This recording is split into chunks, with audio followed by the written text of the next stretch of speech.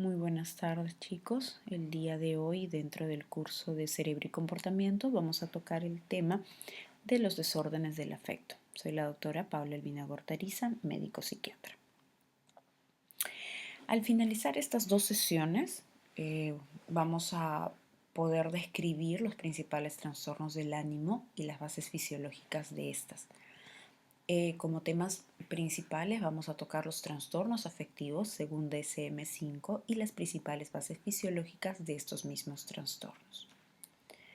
Para situarnos un poco y por qué el cambio en el título es que en los años 50 se va a proponer una nueva categoría para estos trastornos afectivos, tal cual ustedes están leyendo en el sílabus. Pero en los años 60, para mediados de este decenio, ya se cataloga con otro nombre. Se cataloga como trastornos del ánimo, haciendo referencia a un estado emocional individual. Recuerden que el afecto es como el observador, el entrevistador, ve al paciente, mientras que el ánimo es como nosotros nos expresamos, o sea, como el paciente, el usuario, se expresa.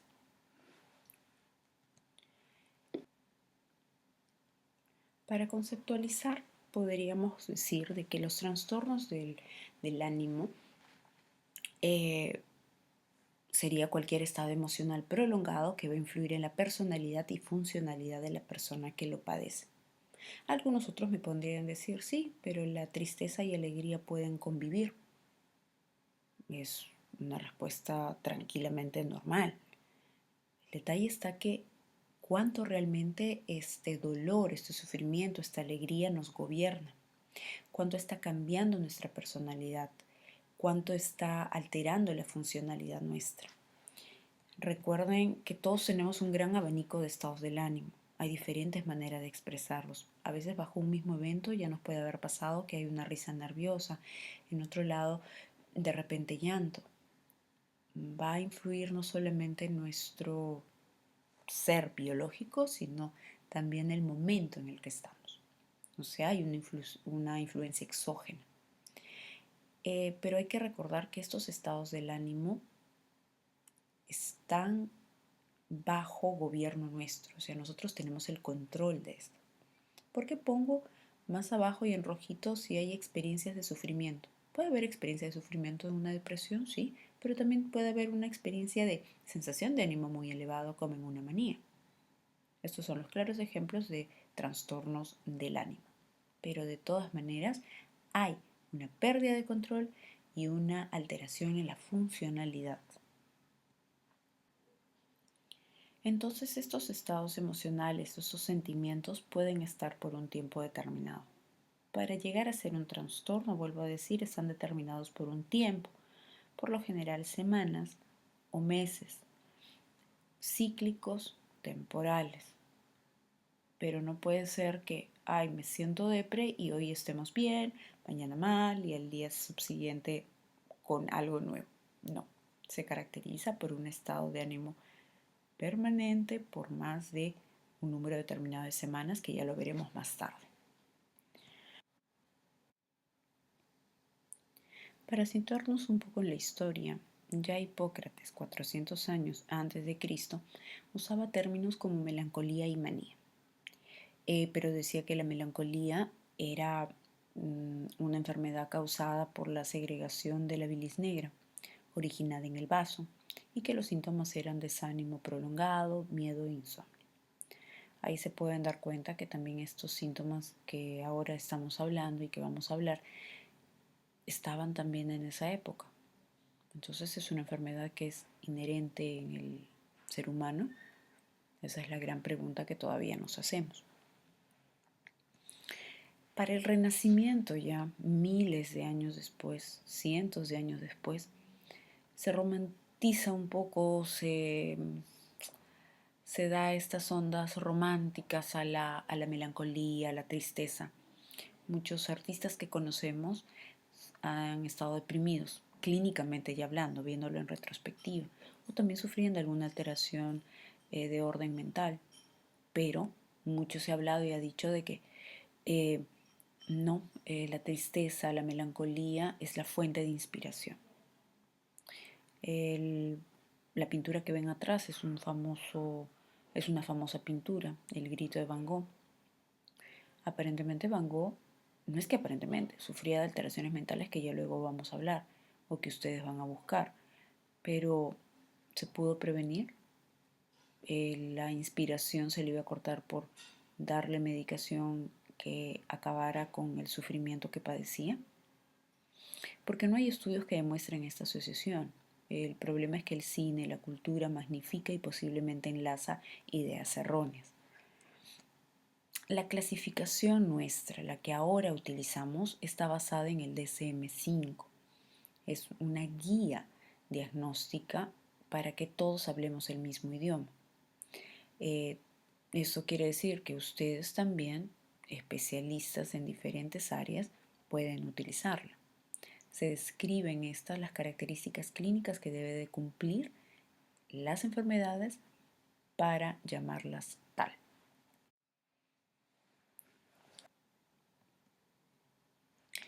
El DSM-5 clasifica los trastornos del ánimo en tres grandes áreas. Para nosotros, ahorita lo más importante son los trastornos depresivos unipolares, los trastornos depresivos persistentes, las famosas distimias, y los trastornos depresivos mayores que vamos a tocar un poco más, tanto en este curso como en el de exploración mental. Y los trastornos bipolares, eh, como trastorno bipolar 1 y trastorno bipolar tipo 2. Los otros son aquellos secundarios a alguna alteración de repente de origen orgánico, o sea, algún trauma, algún accidente cerebrovascular, inducido por sustancias psicoactivas, etc. Ahora, eh, vuelvo a decir, el DSM tiene una clasificación, lo pueden revisar en el internet, que hay muchos diagnósticos. Los más importantes y los más prevalentes dentro del primer grande depresivo unipolar estaríamos hablando del depresivo mayor y del depresivo persistente. Cuando hablamos nosotros de depresión mayor, estamos hablando de una estadística bastante alta. La prevalencia dentro de los varones llega hasta el 5.5% y la de las mujeres llega al 11.8%. Estas son estadísticas mundiales. Cada país puede subir o aumentar su tasa, pero básicamente esa es la prevalencia a nivel mundial. El problema es que en las consultas en atención primaria hay mucho subdiagnóstico y mucho subregistro. Ahí se registrarían cifras más altas, entonces estaríamos hablando de un 20%. Hablando ya en población mundial, hablando en números brutos, estaríamos hablando de aproximadamente entre 350 millones a 380 millones de personas que actualmente lo padecen. Se ha hecho estudios en el Instituto Nacional de Salud Mental y estas tasas a nivel de Lima estarían, del nivel de Lima y Perú estaríamos bordeando el 4.7% a nivel de mujeres y en varones estaríamos bordeando el 4.5%. Van a encontrar que puede ser la quinta causa de discapacidad en el mundo. Hay en algunos lugares donde puede llegar, según la estadística que he buscado, hasta ser el tercero. El problema es la morbilidad importantísima y altísima que se tiene, representando el 4% de la carga total de las enfermedades a nivel mundial. Ustedes me dirán, pero está deprimido y sigue haciendo sus cosas. Sí, pero ya no las hace tan bien como antes, ya no es tan productivo como antes. Si antes le pedías 100 y antes te daba 100, ahora le exiges esos 100, pero solamente te puede dar 70, 60. Ya llega a un tal punto que ya no te puede dar ni el 20%. Ahí es que empieza la más difícil tarea, porque los pensamientos suicidas, la ideación suicida, los pensamientos de muerte empiezan a saltar a tal punto de que el suicidio ya no es tan lejano. El suicidio aparece como una solución al sufrimiento. el suicidio es mayor en el hombre por la letalidad. O sea, el hombre es más violento. Él agarra un arma y se dispara, se lanza de un puente y lo hace. El problema es que la mujer lo hace más, lo intenta más, perdón, pero su letalidad es baja. La mujer ingiere medicación, ingiere venenos, porque no es eh, tan agresiva con la ideación. O sea, es mucho más de prefiero dormir, no sentir mucho. Pero la mujer más lo intenta, pero el hombre más lo consigue. El problema es la alta comorbilidad que se tiene. El consumo de sustancias, la esquizofrenia, los trastornos de la personalidad son comorbilidades importantes.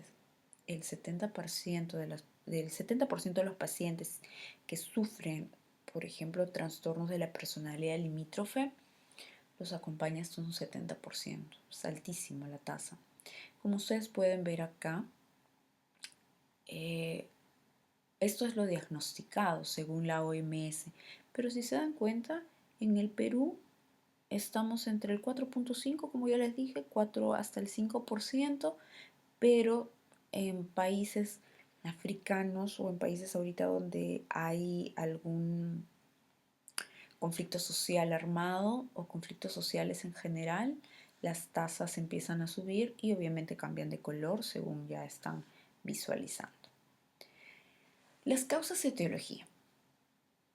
Muchas veces a los investigadores, a los psiquiatras, a los biólogos, se les ha dicho de querer estirar las categorías a fin de que éstas entren en las causas que se proponen, o sea, en la etiología que se propone. Desafortunadamente, en el caso de la depresión hay tantos factores endógenos como exógenos. Y uno debe preguntarse si realmente son estas divisiones reales y acertadas y si todos van a entrar en una categoría. Porque si todos entran en una categoría, ya encontramos una etiología. Pero eso, como ahorita sabemos, no existe tal consenso. Entonces, acá nosotros vamos a hablar de factores genéticos y de herencia. Los otros son los factores bioquímicos y los factores psicosociales.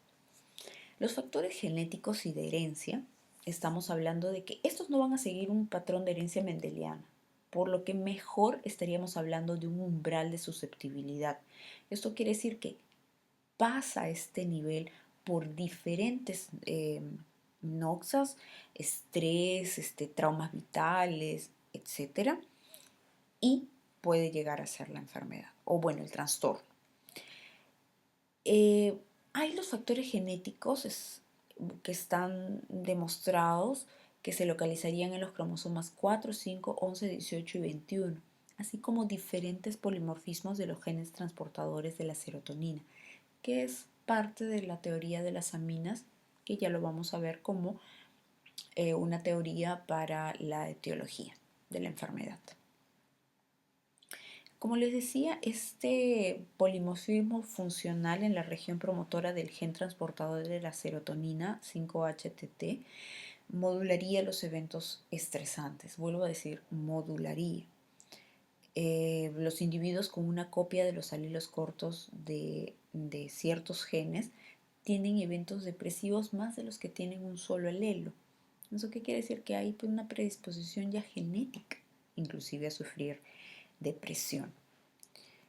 Pero ahí ya pues nos vamos a los estudios familiares, donde nos dicen que existirían familiares, bueno, no es que existirían, se ha demostrado que entre los familiares de primer grado con depresión existe un aumento importante de la prevalencia de hasta un 15% con respecto al 4.7 o 5% de la población en general, pero estos estudios no han controlado el medio ambiente. ¿Eso qué quiere decir? De que, por ejemplo, si mi mamá, mi papá o mi hermano tiene depresión, tengo 3 veces más chance de poder desarrollar o la probabilidad de desarrollar un trastorno del tipo depresivo. Cuando nosotros hablamos ahora de los estudios de adopción, vamos a ver que hay niños que tienen alto riesgo de sufrir depresión, porque sus familias de origen tuvieron depresión, ejemplo, mamá o papá. Se los colocó en familias adoptivas mentalmente sanas, pero igual ellos tenían tasas de depresión más altas que la esperada de lo normal.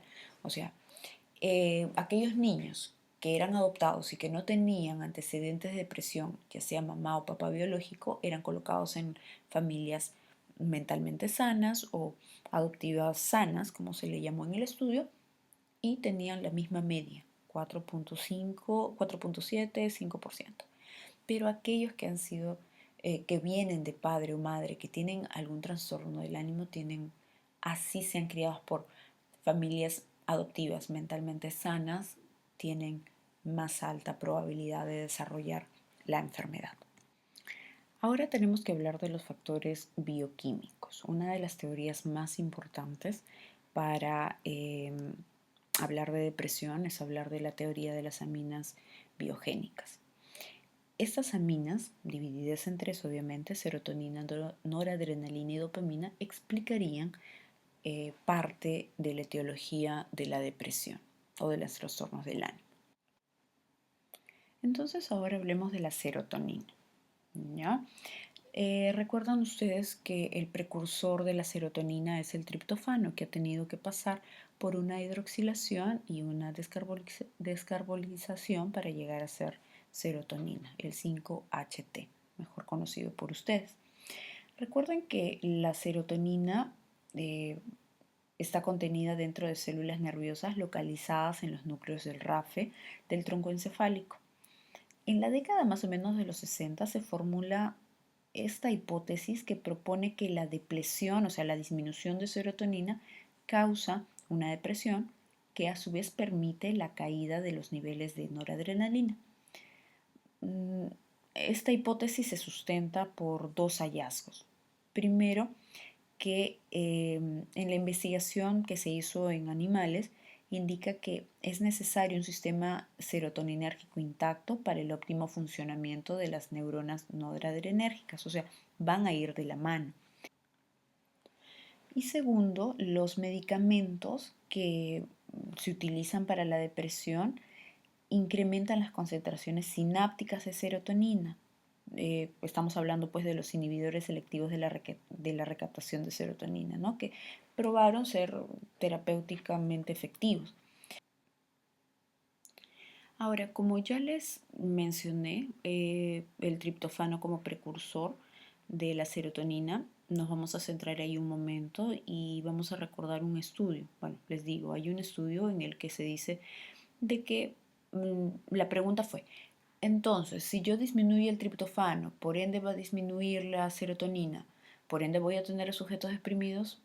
Esta investigación demostró que no era así. O sea, a pesar de la depresión de los síntomas del triptofano, algunas personas permanecían sanas y otros tenían los mismos síntomas depresivos de siempre, de base, y no había recaída en su sintomatología o un empeoramiento de estos síntomas. Entonces, la depresión de serotonina per se es improbable como explicación suficiente y única para la ocurrencia de una depresión. Ahora la noradrenalina.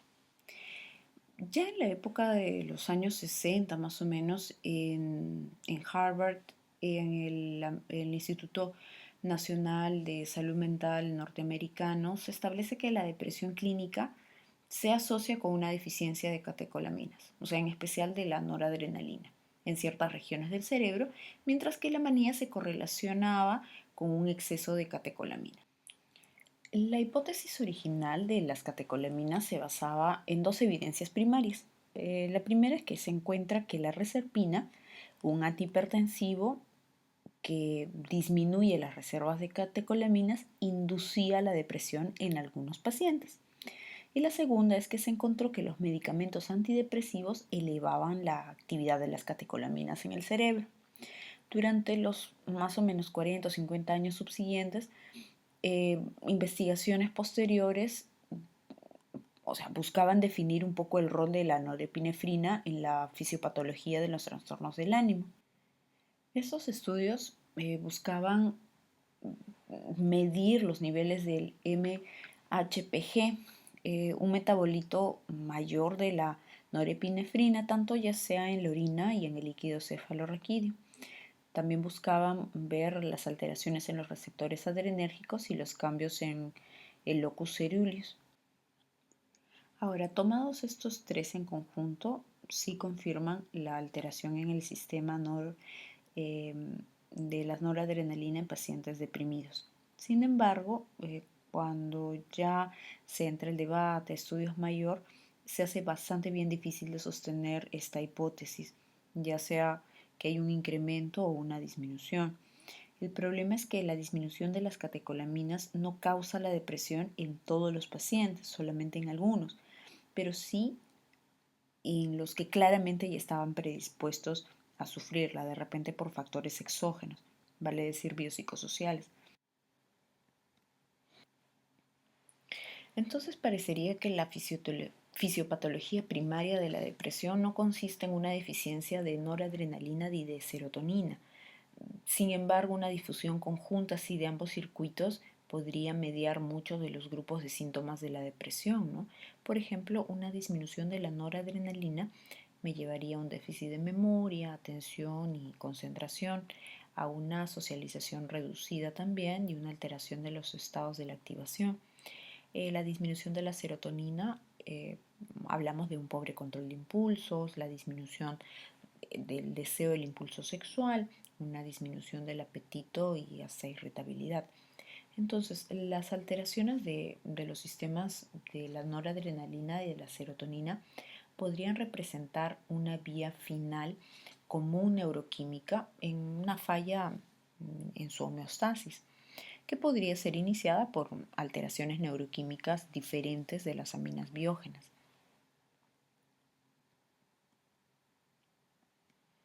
Entonces, este dibujo me da esta interacción entre las dos primarias que ahorita estamos tocando, la noradrenalina y la serotonina.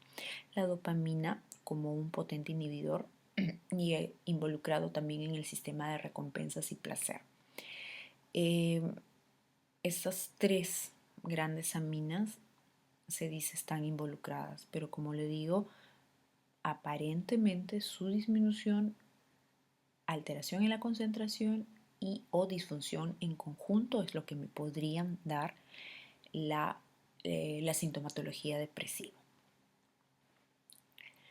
Para yo hablar de depresión mayor, según DSM, el DSM-5, tenemos que hablar de 5 síntomas por 2 semanas. O sea, estos síntomas tienen que estar presentes por 14 días mínimo, cumpliendo los dos primeros criterios, el de ánimo deprimido la mayor parte del día y la disminución o pérdida de interés, acompañado de 3 de estos: la pérdida o aumento de peso, el insomnio o hipersomnio, fatiga o pérdida de energía, agitación o retraso psicomotor, el sentimiento de culpa o inutilidad, la disminución de la capacidad para concentrarse o pensar o las ideas de muerte. Con ideas de muerte me refiero a lo que antes denominábamos ideas activas y pasivas, o sea, ideación suicida o planificación suicida.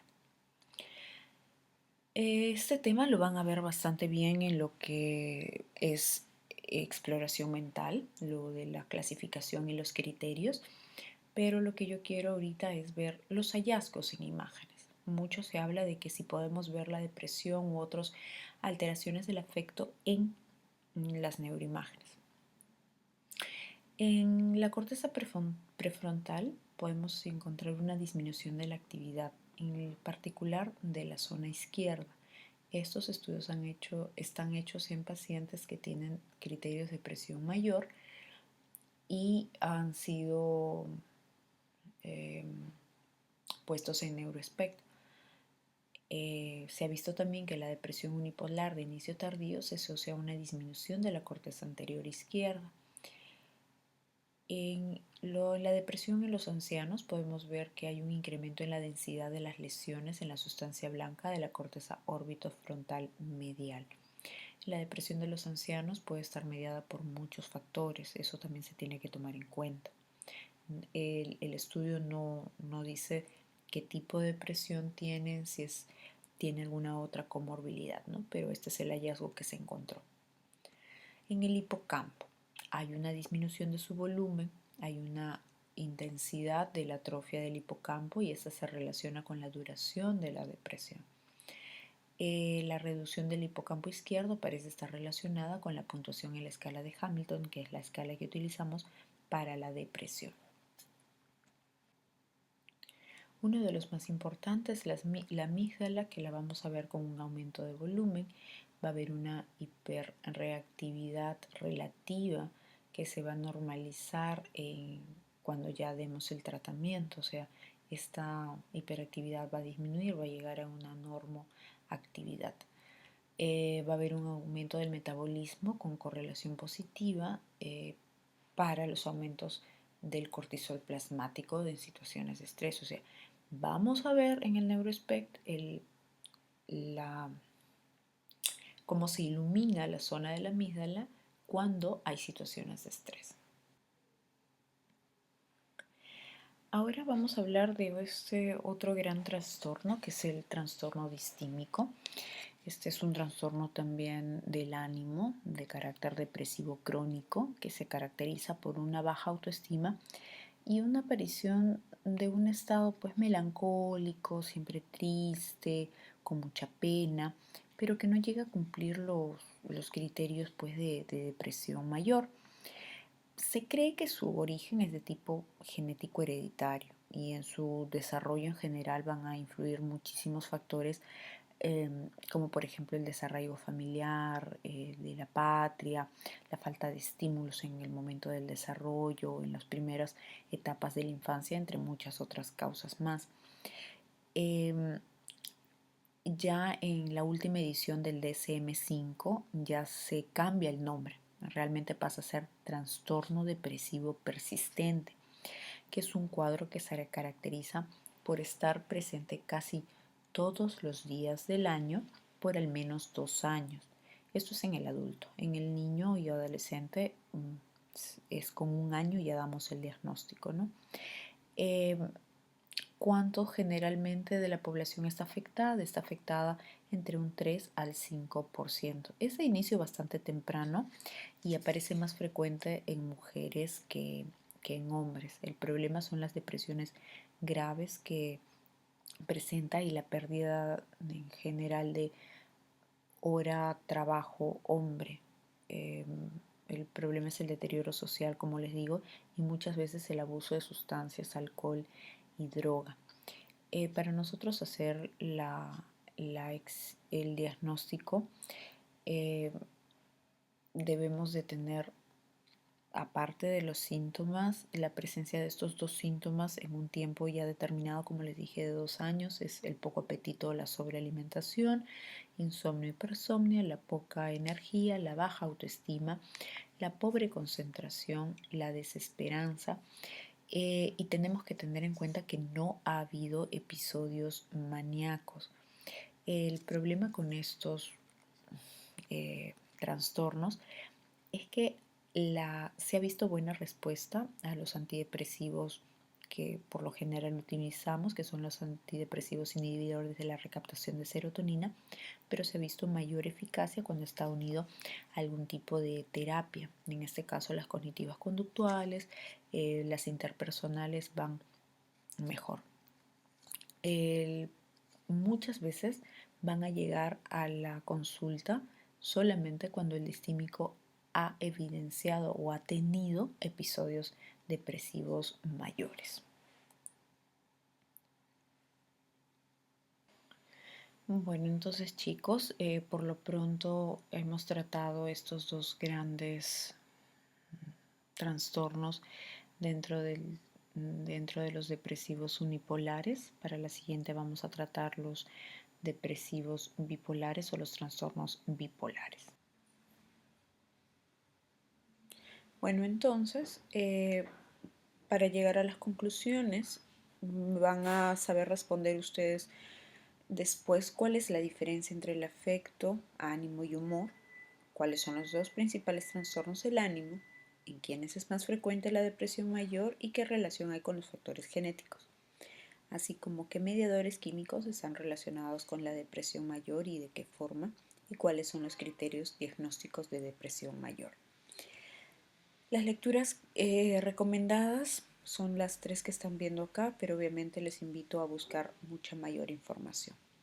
Muchas gracias chicos por la atención, nos vemos.